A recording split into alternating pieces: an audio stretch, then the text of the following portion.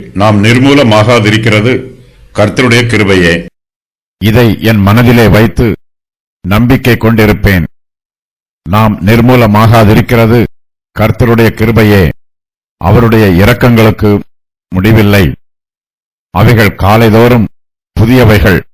உமது உண்மை பெரிதாயிருக்கிறது. கர்த்தர் என் பங்கு என்று என் ஆத்துமா சொல்லும். ஆகையால் அவரிடத்தில் நம்பிக்கை கொண்டிருப்பேன். தமக்கு காத்திருக்கிறவர்களுக்கும் தம்மை தேடுகிற ஆத்துமாவுக்கும் கர்த்தர் நல்லவர். கர்த்தருடைய இரட்சிப்புக்கு நம்பிக்கையோடு காத்திருக்கிறது நல்லது. தன் இளம் பிராயத்தில் நுகத்தை சுமக்கிறது மனுஷனுக்கு நல்லது. அவரே அதை தன்மேல் வைத்தார் என்று அவன் தனித்திருந்து மௌனமாயிருக்க கடவன். நம்பிக்கைக்கு இடமுண்டோ என்று தன் வாயை தூளில் நுழுந்துவானாக. தன்னை அடிக்கிறவனுக்கு தன் கன்னத்தை காட்டி நிந்தையால் நிறைந்திருப்பானாக. ஆண்டவர் என்றென்றைக்கும் கைவிடமாட்டார். அவர் சஞ்சலப்படுத்தினாலும் தமது மிகுந்த கிருபையின்படி இறங்குவார். அவர் மனப்பூர்வமாய் மனுபுத்திரரை சிறுமையாக்கி சஞ்சலப்படுத்துகிறதில்லை. ஒருவன் பூமியில் சிறைப்பட்டவர்கள் யாவரையும் தன் கால்களின் கீழ் நசுக்குகிறதையும் உன்னதமானவரின் சமூகத்தில் மனுஷருடைய நியாயத்தை புரட்டுகிறதையும் மனுஷனை அவனுடைய வழக்கிலே மாறுபாடாக்குகிறதையும் ஆண்டவர் காணாதிருப்பாரோ? யூதா தேசத்திற்கு மேலே இருந்த மந்தாரம் விலகியது போலவும் வானம் தெளிவாவது போலவும் யூதாவின் துன்பங்களும் வேதனைகளும் சிறிது சிறிதாக நீங்குகிறது. எரேமியா தீர்க்கதரிசி யூதாவின் புலம்பலை பாடும்போது அதை தற்காலிகமாக நிறுத்தி வைத்திருக்கிறார். சீயோனுக்காக புலம்புகிறவர்கள் சிறிது சந்தோஷத்தை பெற்றுக் கொள்கிறார்கள்.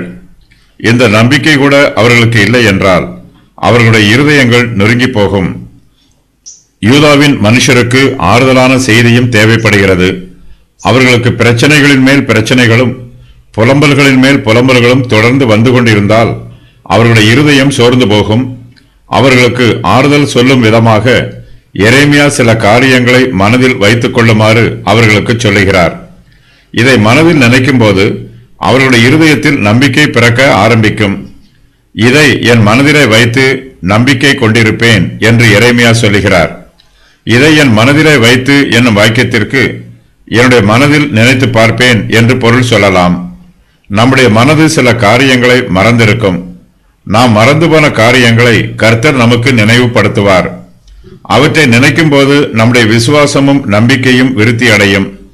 கர்த்தர் நமக்கு செய்த நன்மைகளை மனதிலே வைத்து நினைத்து பார்க்காமல் அதை மறந்து போவோம் என்றால் நம்முடைய ஆவிக்குரிய ஜீவியத்தில் சோர்வு உண்டாகும். இஸ்ரவேல் புத்திரர் இப்போது வேதனைகளை அனுபவிக்கிறார்கள். அவர்களுக்கு பாடுகளும் கஷ்டங்களும் வந்திருக்கிறது. ஆனாலும் கர்த்தருடைய கிருபையும் இரக்கமும் அவர்களுக்கு கிடைத்திருக்கிறது. ஆகையினால்தான் அவர்களால் இம்மட்டுமாக நிலைத்திருக்க முடிகிறது. இல்லை என்றால் அவர்களுடைய வேதனைகளும் பாடுகளும் கஷ்டங்களும் அவர்களை அழித்திருக்கும். ஆண்டவருடைய சினத்தின் மிலாற்றினால் நமக்கு சிறுமை உண்டாகிறது. கர்த்தருடைய கிருபையினால் நாம் நிர்மூலமாகாதிருக்கிறோம். யூதாவின் மனுஷர் வேதனைகளை அனுபவித்தாலும் கர்த்தருடைய கிருபை தங்களுக்கு கிடைத்திருப்பதையும் அங்கீகரிக்கிறார்கள்.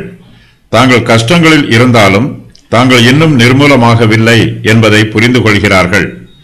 மோசே சீனாய் மலையில் கர்த்தருடைய பிரசன்னத்திற்கு அடையாளமாக அங்கே எரியும் முட்செடியை பார்த்தார். முட்செடியில் அக்கினி எரிந்து கொண்டு இருந்தாலும் அது அந்த செடியை பட்சித்து போடவில்லை.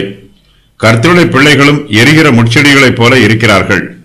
முட்செடிகள் எரிந்தாலும் அக்கினி அவற்றை பட்சித்து போடாது. கர்த்தருடைய பிள்ளைகள் பாடுகளையும் வேதனைகளையும் அனுபவித்தாலும் அவர்கள் நிர்மூலமாக மாட்டார்கள். நாங்கள் எப்பக்கத்திலும் நெருக்கப்பட்டும் ஒடுங்கி போகிறதில்லை. கலக்கமடைந்தும் மனம் முறிவடைகிறதில்லை. துன்பப்படுத்தப்பட்டும் கைவிடப்படுகிறதில்லை. கீழே தள்ளப்பட்டும் மடிந்து போகிறதில்லை. 2 கொரிந்தியர் 4:8-9. நாம் அக்கினியிலே புடமிடப்பட்டாலும் சுத்த பொன்னாக விளங்குவோமே அல்லாமல் அக்கினியிலே பொசுங்கி போக மாட்டோம். கர்த்தருடைய கிருபை நீரூற்று போல புறப்பட்டு வருகிறது. கர்த்தரே எல்லா கிருபைகளுக்கும் இரக்கங்களுக்கும் நீரூற்றாய் இருக்கிறார். அவரே ஊற்றின் ஆதாரமாகவும் இருக்கிறார். அவருடைய கிருபையும் இரக்கமும் ஒருபோதும் குறைந்து போவதில்லை. நம்முடைய பாவங்களுக்கு தக்கதாக கர்த்தர் நம்மை தண்டித்திருந்தால் நாம் எப்போதோ நிர்மூலமாகி இருப்போம். கர்த்தரோ தம்முடைய நீதியினால் நம்மை தண்டியாமல் தம்முடைய கிருபையினால் நம்முடைய பாவங்களை மன்னிக்கிறார். இன்றைய தினத்தில் நாம் நிர்மூலமாகாதிருக்கிறது கர்த்தருடைய கிருபையே. அவருடைய இரக்கங்களுக்கு முடிவில்லை. யூதாவின் மனுஷர் இப்போது நெருக்கப்படுகிறார்கள், வேதனைகளையும் கஷ்டங்களையும் அனுபவிக்கிறார்கள். இந்த பாடுகளுக்கு மத்தியிலும் அவர்கள் தேவனுடைய இரக்கத்தையும் அவருடைய தெய்வீக வாக்குத்தத்தங்களின் ஆசீர்வாதங்களையும் அனுபவிக்கிறார்கள். அவர்கள் வேதனைப்பட்டபோது கர்த்தர் தங்களுக்கு இறங்கவில்லை என்றும் கர்த்தர் தங்களுக்கு இரக்கம் காண்பிக்கவில்லை என்றும் பல சமயங்களில் கர்த்தரிடத்தில் முறையிட்டார்கள். கர்த்தர் தாம் நினைத்ததை செய்தார். பூர்வ நாட்கள் முதற்கொண்டு தாம் கட்டளையிட்ட தமது வார்த்தையை நிறைவேற்றினார். அவர் தப்பவிடாமல் நிர்மூலமாக்கி உன்மேல் பகைஞன் சந்தோஷிக்கும்படி செய்தார். உன் சத்துருக்களின் கொம்பை உயர்த்தினார். இளைஞனும் முதிர் வயது உள்ளவனும் தெருக்களிலே தரையிலே கிடக்கிறார்கள். என் கன்னிகைகளும் என் வாலிபரும் பட்டயத்தால் விழுந்தார்கள். உமது கோபத்தின் நாளிலே வெட்டி அவர்களை தப்பவிடாமல் கொன்று போட்டீர். புலம்பல் 2:17-21. கர்த்தர் தங்களுக்கு இரக்கம் காண்பிக்கவில்லை என்று சொன்னவர்கள் இப்போது தாங்கள் சொன்னது தப்பிதமானது என்பதை புரிந்து கொள்கிறார்கள்.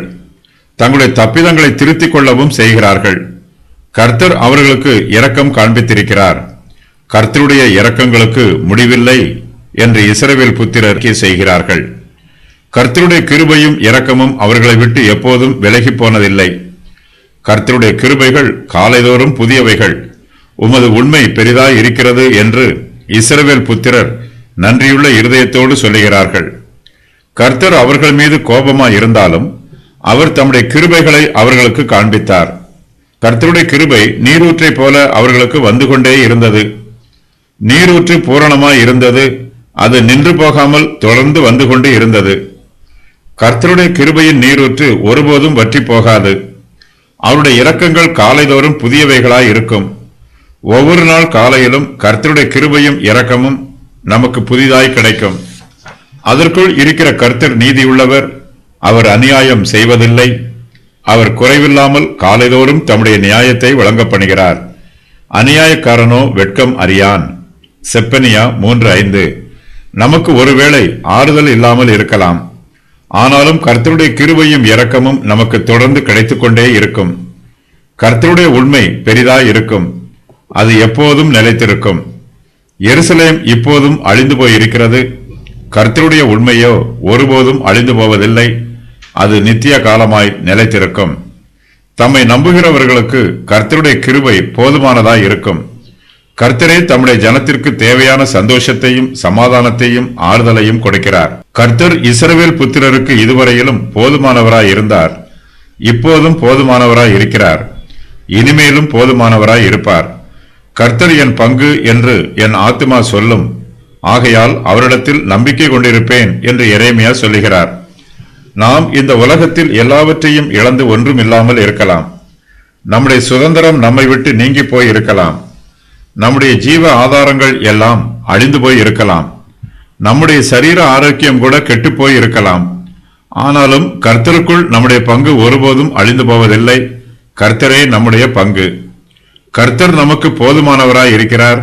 நமக்கு பிரச்சனைகள் அதிகம் இருந்தாலும் துக்கங்களும் துயரங்களும் ஏராளமாய் இருந்தாலும் இவை எல்லாவற்றையும் சரி செய்வதற்கு கர்த்தருடைய கிருபை நமக்கு போதுமானதாய் இருக்கிறது. நம்முடைய சந்தோஷத்திற்கும் சமாதானத்திற்கும் கர்த்தரை மாத்திரமே நம்ப வேண்டும். கர்த்தரே நமக்கு போதுமானவர். நாம் கர்த்தரிடத்தில் நம்பிக்கை கொண்டிருப்பேன் என்று எரேமியா சொல்லுவது போல நாமும் சொல்ல வேண்டும். நாம் நம்புகிற உலக பிரகாரமான காரியங்கள் எல்லாமே நம்மை கைவிட்டுவிடும். கர்த்தர் மாத்திரமே நம்மை கைவிடாத தேவன். கர்த்தரே நம்முடைய பங்காய் இருக்க வேண்டும். கர்த்தரை நம்புகிறவர்கள் ஒருபோதும் வெட்கப்பட்டு போவதில்லை. அவர்கள் செழித்திருப்பார்கள். கர்த்தரை நம்புகிற நம்பிக்கை ஒருபோதும் வீணாய் போவதில்லை. நாம் விசுவாசத்தினால் கர்த்தருக்காக காத்திருக்கிறோம். நம்முடைய ஜெபத்தினால் கர்த்தரை தேடுகிறோம். தமக்கு காத்திருக்கிறவர்களுக்கும் தம்மை தேடுகிற ஆத்மாவுக்கும் கர்த்தர் நல்லவர். கர்த்தருடைய இரட்சிப்புக்கு நம்பிக்கையோடு காத்திருக்கிறது நல்லது என்று எரேமியா சொல்லுகிறார். நாம் கர்த்தரை தொடர்ந்து தேடுவது நாம் கர்த்தருக்காக காத்திருப்பதற்கு உதவி செய்யும். கர்த்தருக்கு காத்திருப்பது நம்முடைய கடமை. கர்த்தருக்கு காத்திருக்கிறவர்களுக்கும் அவரை தேடுகிறவர்களுக்கும் ஆறுதலும் ஆத்தும திருப்தியும் உண்டாகும். நாம் கர்த்தருடைய சமூகத்தில் நம்முடைய ரட்சிப்புக்காக காத்திருக்கும் போது கர்த்தர் நம்மை ரட்சிப்பார் என்று நம்பிக்கையோடு காத்திருக்க வேண்டும். ரட்சிப்பு வரும் என்று நம்ப வேண்டும். நமக்கு ரட்சிப்பு வரும் வரையிலும் பொறுமையோடு காத்திருக்க வேண்டும். நம்முடைய ரட்சிப்புக்காக நாம் கர்த்தருடைய சமூகத்தில் அமைதியாக காத்திருக்க வேண்டும். ரட்சிப்பு வர காலதாமதம் ஏற்படும் போது கர்த்தரோடு வழக்காடக்கூடாது. தேவனுடைய சித்தத்திற்கும் விருப்பத்திற்கும் வேலைக்கும் நாம் ஒருபோதும் எதிர்த்து நிற்கக்கூடாது. பிதாவே, உம்முடைய சித்தம் ஆக கடவது என்று கர்த்தருடைய சமூகத்தில் பணிவோடு சொல்ல வேண்டும். பாடுகளை அனுபவிப்பது நமக்கு நல்லது. தன் இளம் பிராயத்தில் நுகத்தை சுமக்கிறது மனுஷனுக்கு நல்லது என்று எரேமியா சொல்லுகிறார். கர்த்தர் நம்முடைய நன்மைக்காகவே நமக்கு பாடுகளை அனுமதிக்கிறார். கர்த்தர் நம்மீது நுகத்தை வைக்கும்போது அதை பொறுமையோடு சகித்துக் கொள்ள வேண்டும். நுகத்தை ஏனோ தானோ வென்று சுமக்காமல் பொறுமையாயும் சரியாகவும் சுமக்க வேண்டும். கர்த்தருடைய ரட்சிப்புக்கு நம்பிக்கையோடு காத்திருக்கிறது நல்லது. அதே வேளையில் ரட்சிப்பு வரும் வரையிலும் நுகத்தை சுமக்கிறதும் பாடுகளை சகிக்கிறதும் மனுஷனுக்கு நல்லது. யூதா மனுஷரில் அநேகர் பாபிலோன் தேசத்து சிறையிருப்புக்கு போய்விட்டார்கள். பெரியவர்களோடு அவருடைய வாலிபர்களும் சிறு பிள்ளைகளும் சிறையிருப்புக்கு போனார்கள். அந்நிய தேசத்து சிறையிருப்பு ஒரு நுகம் போல் பாரமாய் இருக்கிறது.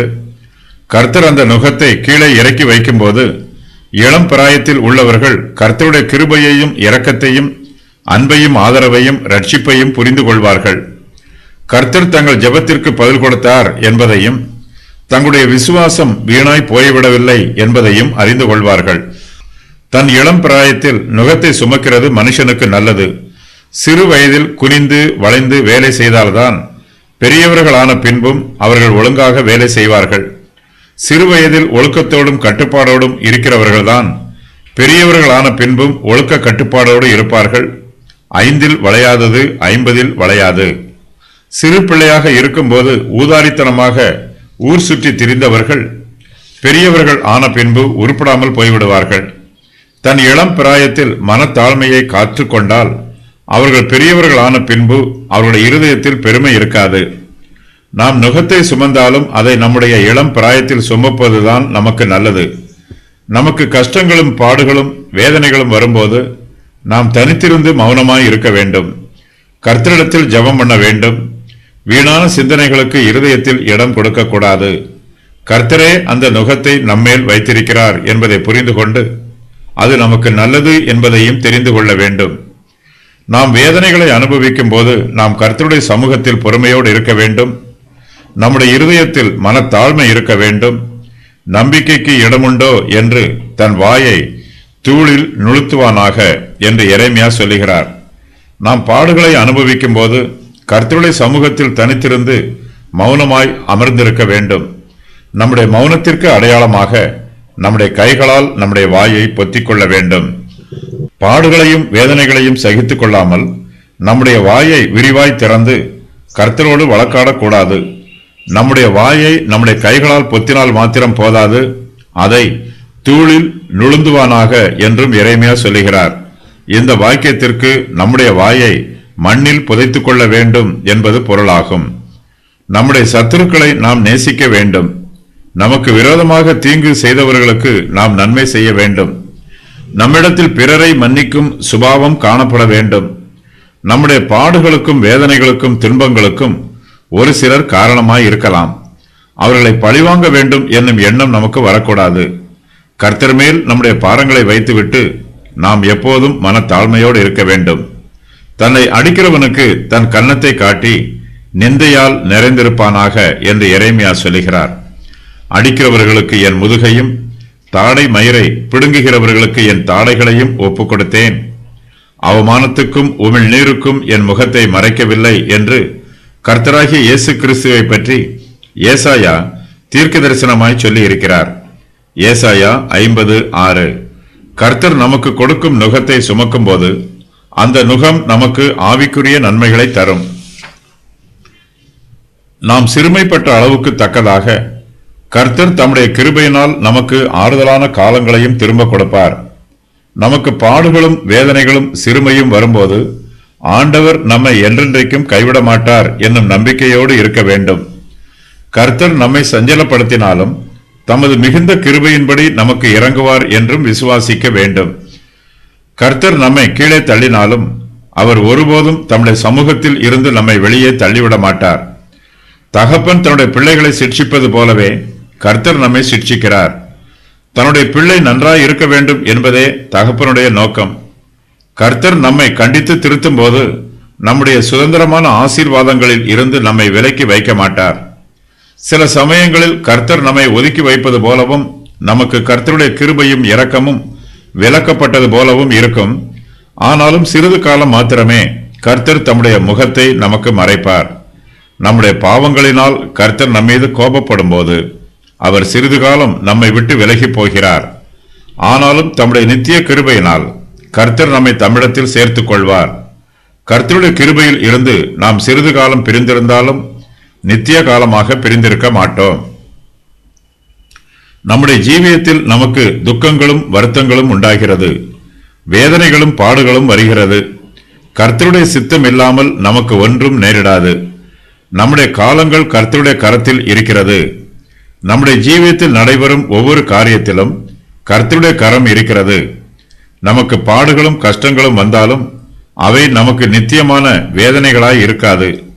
ஒரு குறிப்பிட்ட காலம் வரையில் மாத்திரமே நமக்கு கஷ்டம் இருக்கும்.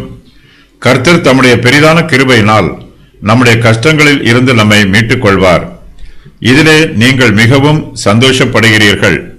என்றாலும் துன்பப்பட வேண்டியது அவசியமானதால் இப்பொழுது கொஞ்ச காலம் பலவிதமான சோதனைகளினாலே துக்கப்படுகிறீர்கள். 1 பேதுரு 1:6. நாம் கர்த்தரை துக்கப்படுத்தி இருந்தாலும் கர்த்தர் நம்மை துக்கப்படுத்தி இருந்தாலும் கர்த்தருடைய பிள்ளைகளாகிய நமக்கு அவருடைய கிருபையும் இரக்கமும் ஆறுதல்களும் நிச்சயமாய் கிடைக்கும். கர்த்தரே நம்மை காயப்படுத்துகிறவர். அவரே நம்முடைய காயங்களுக்கு மருந்து கட்டி நம்முடைய காயங்களை குணப்படுத்துகிறவர். கர்த்தரிடத்தில் திரும்புவோம் வாருங்கள். நம்மை பீறினார், அவரே நம்மை குணமாக்குவார். நம்மை அடித்தார், அவரே நம்முடைய காயங்களை கட்டுவார். ஓசியா 6:1. கர்த்தர் தம்முடைய பெரிதான இரக்கத்தினால் நமக்கு கிருபை காண்பிக்கிறார். நம்முடைய சுய பக்தியினாலோ சுய புத்தியினாலோ கர்த்தருடைய கிருபைகளை சம்பாதிக்க முடியாது. கர்த்தர் தம்முடைய பெரிதான இரக்கத்தினாலேயே நமக்கு தம்முடைய கிருபையை வெளிப்படுத்துகிறார். கர்த்தருடைய கிருபை சிறிது காலம் நம்மை விட்டு நீக்கப்பட்டிருந்தாலும் அவர் தம்முடைய மாறாத அன்பினாலும் பெரிதான இரக்கத்தினாலும் தம்முடைய கிருபையை நமக்கு மறுபடியுமாய் வெளிப்படுத்துவார். கர்த்தர் ஒருபோதும் மனுபுத்திரரை மனப்பூர்வமாய் சிறுமையாக்கி சஞ்சலப்படுத்துகிறவர் அல்ல. கர்த்தர் நமக்கு சிறுமையையும் சஞ்சலத்தையும் அனுமதிக்கிறார். நாம் தெளிந்த புத்தி அடைய வேண்டும் என்பதற்காகவும் கர்த்தரை பற்றிய ஞானத்தையும் அறிவையும் பெற்றுக்கொள்ள வேண்டும் என்பதற்காகவும் கர்த்தர் நமக்கு சஞ்சலங்களை அனுமதிக்கிறார். நாம் இப்போது வேதனைகளை அனுபவித்தாலும் இதன் முடிவு பரிசுத்தமானது. நம்முடைய சஞ்சலத்தில் கர்த்தர் ஒருபோதும் பிரியப்படுகிறவர் அல்ல. நாம் சிறுமைப்பட்டிருக்கும் போது கர்த்தர் நம்மை பார்த்து பெருமைப்படுகிறவரும் அல்ல. அவர் மனப்பூர்வமாய் மனுபுத்திரரை சிறுமைப்படுத்த மாட்டார். யாரையும் சஞ்சலப்படுத்த வேண்டும் என்னும் விருப்பம் கர்த்தருடைய இருதயத்தில் இல்லை. நம்முடைய சஞ்சலத்திற்கும் நம்முடைய சிறுமைக்கும் நாமே காரணம். கர்த்தர் காரணமில்லாமல் யாரையும் சஞ்சலப்படுத்த மாட்டார். கர்த்தர் தம்முடைய அன்பை நமக்கு வெளிப்படுத்துகிறார். நாம் சிறுமைப்படுவதும் சஞ்சலப்படுவதும் நமக்கு நன்மையை கொடுக்கும் என்பதற்காகவே கர்த்தர் நம்மை தண்டிக்கிறார். பல சமயங்களில் நமக்கு பாடுகளும் உபத்திரவங்களும் வருகிறது. நம்முடைய ஜீவியத்தில் நெருக்கங்களும் சஞ்சலங்களும் உண்டாகிறது. கர்த்தருடைய கரத்தில் இருந்து இப்படிப்பட்ட தண்டனைகளை பெற்றுக்கொள்வதற்கு நாம் பாத்திரவான்களாய் இருப்போம். இந்த தண்டனைகள் நமக்கு தேவை என்று கர்த்தர் தீர்மானம் பண்ணும்போது நமக்கு சஞ்சலமும் சிறுமையும் உண்டாகிறது. பாவிகள் மரித்து போவதில் கர்த்தர் பிரியப்பட மாட்டார். அவர்கள் தங்கள் பாவங்களுக்கு மனம் திரும்ப வேண்டும் என்பதே கர்த்தருடைய விருப்பம். கர்த்தரே சர்வ சிருஷ்டிகர். கர்த்தருடைய சிருஷ்டிகளில் எந்த சிருஷ்டியும் காரணமில்லாமல் சஞ்சலப்படுவது கர்த்தருக்கு சித்தமல்ல. அப்படிப்பட்ட சஞ்சலங்களில் கர்த்தர் ஒருபோதும் பிரியப்படுகிறவரும் அல்ல. நாம் சஞ்சலங்களை அனுபவித்தாலும் நாம் சிறுமைப்பட்டாலும் கர்த்தர் நம்முடைய கஷ்டங்களை பார்த்து மனம் வருந்துகிறார். இஸ்ரவேலின் பாடுகளையும் உபத்திரவங்களையும் பார்த்து கர்த்தருடைய ஆத்துமா பரிதவிக்கிறது. நாம் வேதனைப்படும் போது நம்முடைய வேதனைகளை பார்த்து கர்த்தருடைய ஆத்துமாவும் வேதனைப்படும். கர்த்தர் நம்மை சிறுமைப்படுத்தினாலும் கர்த்தர் நம்மீது இன்னும் அன்பாகவே இருக்கிறார். அவர் மனப்பூர்வமாய் எந்த மனுபுத்திரரையும் சிறுமையாக்க மாட்டார். மனுபுத்திரர் என்னும் வார்த்தை உலகத்தில் உள்ள எல்லா ஜனங்களையும் குறிக்கிறது. இதில் இஸ்ரவேலின் காணியாட்சிக்கு உட்பட்டவர்களும் இருக்கிறார்கள், புறம்பானவர்களும் இருக்கிறார்கள். கர்த்தருடைய பிள்ளைகள் அவருடைய காணியாட்சிக்கு உட்பட்டவர்கள். உலக பிரகாரமான ஜனங்களையே கர்த்தர் மனப்பூர்வமாய் சிறுமையாக்காமல் இருக்கும்போது அவருடைய பிள்ளைகளாகிய நம்மை அவர் மனப்பூர்வமாய் சிறுமையாக்க மாட்டார் என்பது நிச்சயம். கர்த்தருடைய முகம் நமக்கு விரோதமாக கோபமாய் இருந்தாலும், அவருடைய கரங்களில் நம்மை தண்டிக்கும் பிரம்பு இருந்தாலும், நாம் கர்த்தருடைய இருதயத்தில் உள்ள அன்பை விசுவாசத்தோடு நோக்கி பார்க்க வேண்டும். அதுவே நமக்கு மெய்யான சந்தோஷத்தையும் மெய்யான ஆறுதலையும் தரும். கர்த்தர் தம்முடைய சித்தத்தையும் திட்டத்தையும் நிறைவேற்றுவதற்காக மனுஷரை தம்முடைய கையாக பயன்படுத்துகிறார். மனுஷரை தம்முடைய கரத்தில் உள்ள கருவிகளாக பயன்படுத்துகிறார். தம்முடைய பிள்ளைகளை திருத்துவதற்கு கர்த்தர் சில மனுஷரை தேர்ந்தெடுத்து அவர்களை தம்முடைய கரங்களில் ஒரு கருவியாக பயன்படுத்தி அவர்கள் மூலமாய் நம்மை சிட்சிக்கிறார். கர்த்தருடைய கரத்தில் உள்ள கருவிகள் அநியாயமும் அக்கிரமமும் பாவமும் செய்யும் போது கர்த்தர் அவர்கள் மீதும் பிரியப்பட மாட்டார். கர்த்தர் தம்முடைய நீதியினால் அவர்களையும் தண்டிப்பார். பொதுவாக கர்த்தருடைய ஜனத்திற்கு அவருடைய சத்துருக்கள் மூலமாய் 2 வழிகளில் சஞ்சலமும் பாடுகளும் வேதனைகளும் உண்டாகிறது. அவையாவன, பிறருக்கு அநியாயமாய் தீங்கு செய்வது, நியாயத்தை புரட்டுவது. கர்த்தர் இவ்விரண்டு வழிகளையும் அனுமதிக்கவில்லை என்பதை எரேமியா தீர்க்கதரிசி இங்கு தெளிவுபடுத்துகிறார்.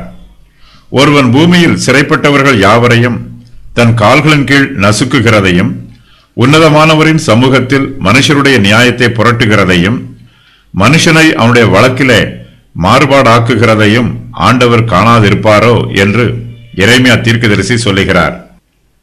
மனுஷர் தங்களுடைய ஆயுதங்களின் பலத்தினால் கர்த்தருடைய பிள்ளைகளுக்கு தீங்கு செய்வதை அவர் அனுமதிப்பதில்லை. பூமியில் சிறைப்பட்டவர்களை யாராவது தங்களுடைய கால்களினால் நசுக்கினால் கர்த்தர் அதில் பிரியமாய் இருக்க மாட்டார். சிறைப்பட்டவர்கள் தங்களுடைய வேதனைகளை தாங்கிக் கொள்ள முடியாமல் கர்த்தரிடத்தில் விண்ணப்பம் பண்ணும்போது அவர்களுடைய வேண்டுதல்களுக்கும் விண்ணப்பங்களுக்கும் கர்த்தர் தமது கிருபையினால் செவி கொடுப்பார். மனிதாபிமானம் இல்லாமல், ஈவு இரக்கம் இல்லாமல் மனுஷருக்கு செய்யப்படும் தீங்குகளை கர்த்தர் ஒருபோதும் அங்கீகரிப்பதில்லை. ஒரு சிலர் மனுஷருடைய நியாயத்தை புரட்டுவார்கள், வழக்கை மாறுபாடாக்குவார்கள். மனுஷருடைய வழக்குகளை நியாயமாய் விசாரித்து அவர்களுக்கு நீதியான தீர்ப்பு கொடுக்க வேண்டும். வழக்கை விசாரிக்கும் போது முகத்தாட்சணியமோ பட்சபாதமோ காண்பிக்க கூடாது. நியாய விசாரிப்பு சத்தியத்திற்கு கட்டுப்பட்டு நடைபெற வேண்டும். யாராவது நியாயத்தை புரட்டினால் கர்த்தர் அதை அங்கீகரிக்க மாட்டார். வழக்குகள் நேர்மையாய் நடைபெற வேண்டும். பொய் சாட்சிகளுக்கு முக்கியத்துவம் கொடுத்து பொய்யை மெய் என்றும் மெய்யை பொய் என்றும் சாதிக்கிறவர்களை கர்த்தர் அங்கீகரிக்க மாட்டார். நியாயாதிபதிகள் அநீதியான தீர்ப்பு கொடுக்கும் போது கர்த்தர் அவர்களுடைய தீய செயல்களை தம்முடைய நீதியின் கண்களால் கவனித்துக் கொண்டிருக்கிறார். நியாய விசாரிப்பு முழுவதுமே உன்னதமானவரின் சமூகத்தில் நடைபெறுகிறது. பொய்ச்சாட்சி சொல்லுகிறவர்கள், அநீதியான தீர்ப்பு சொல்லுகிறவர்கள், நியாயத்தை புரட்டுகிறவர்கள், வழக்கிலே மாறுபாடு உண்டு பண்ணுகிறவர்கள் ஆகியோரின் துர்க்கிரியைகளை கர்த்தர் அங்கீகரிப்பதில்லை. அவர்கள் மீது கர்த்தருடைய கோபம் வரும். கர்த்தருடைய நீதியான நியாய தீர்ப்பு அவர்களுக்கு கொடுக்கப்படும். கர்த்தருடைய குணாதிசயம்: கிருபை, இரக்கம், உண்மை, நல்லவர், ரட்சிக்கிறவர், நீதியும் நியாயமும், நீடிய பொறுமை, தயவு. நாம் நிர்மூலமாகாதிருக்கிறது கர்த்தருடைய கிருபையே. பாடுகளை அனுபவிக்கும் இஸ்ரவேல் ஜனத்தார் அனைவருடைய சார்பாகவும் தீர்க்கதரிசி இங்கு பேசுகிறார். கர்த்தருடைய நன்மையையும் குணத்தையும் விவரித்து கூறுகிறார். மனுஷருக்கு நன்மையானவை தன் சிறுமையையும் தவிப்பையும் நினைப்பது, கசைப்படைவதற்கு பதிலாக ஆத்துமா தாழ்மை அடைவது, கர்த்தரிடத்தில் நம்பிக்கை வைப்பது, கர்த்தருடைய ரட்சிப்புக்கு காத்திருப்பது, தேவனை தேடுவது, இளம் பிராயத்தில் நுகத்தை சுமக்கிறது, மௌனமாய் இருந்து நுகத்திற்கு ஒப்புக் கொடுப்பது, கர்த்தருக்கு முன்பாக சாஷ்டாங்கமாய் பணிவது, எதிர்த்து சண்டையிட மறுப்பது, தேவனுக்கு எதிராக கைகளையும் இருதயத்தையும் ஏறெடுப்பது. கர்த்தர் செய்யாத காரியங்கள். ஆண்டவர் என்றென்றைக்கும் கைவிட மாட்டார். அவர் சஞ்சலப்படுத்தினாலும் தமது மிகுந்த கிருபையின்படி இறங்காமல் இருக்க மாட்டார். அவர் மனப்பூர்வமாய் மனுபுத்திரரை சிறுமையாக்கி சஞ்சலப்படுத்துகிறதில்லை. பூமியில் சிறைப்பட்டவர்களை நசுக்க மாட்டார். மனுஷருடைய நியாயத்தை புரட்ட மாட்டார். மனுஷருடைய வழக்கிலே மாறுபாட்டை அனுமதிக்க மாட்டார். தவறான முன் அறிவிப்புகளை அறிவிக்க மாட்டார்.